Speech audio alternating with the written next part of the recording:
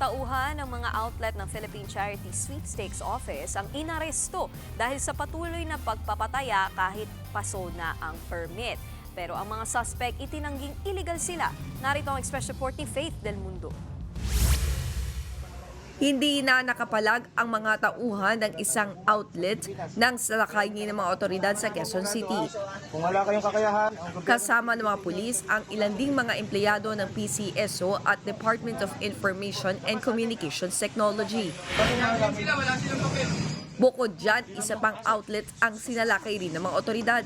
Ang mga outlet na iyan, illegal daw pala. Ayon sa PCSO, paso na ang lisensya nilang mag-operate noong pang July 14, pero patuloy pa rin nagpapataya gamit ang kanilang logo at pangalan. 7 ang naaresto mula sa operasyon. Wala na dapat nag-ooperate ng STL or any form of small numbers game po.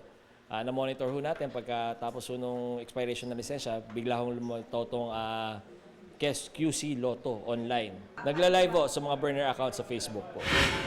Na-recover ang ilang cellphone at iba pang parapernalya para sa illegal na gawain. Todo tanggi naman ang mga suspect na illegal ang outlet.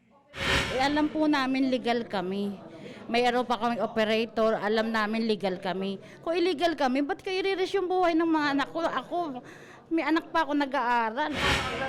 Patong-patong na kasong kaharapin ng mga suspect, kabilang paglabag sa RA 9287 o illegal numbers game.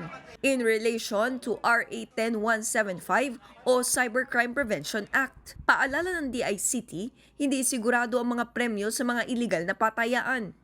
Mag-iingat ho tayo. Alam natin ho na madaling tumaya sa mga to. Ito yung pang-akit nila. Pero hindi natin alam dahil hindi sila nare-regulate. Hindi natin alam kung totoo ba yung mga bola nila or manipulado ho. Malaking pera raw ang nawawala sa PCSO dahil sa illegal gambling. Kaya asahan na raw ang iba pang mga kamukhang operasyon kontra rito. Nagbabalita mula sa Frontline, Faith Del Mundo, News 5. Mga kapatid, Nikki de Guzman po. Para sa pasada ng mga rumaratsyadang balita, mag-follow at mag-subscribe na sa social media pages ng News 5.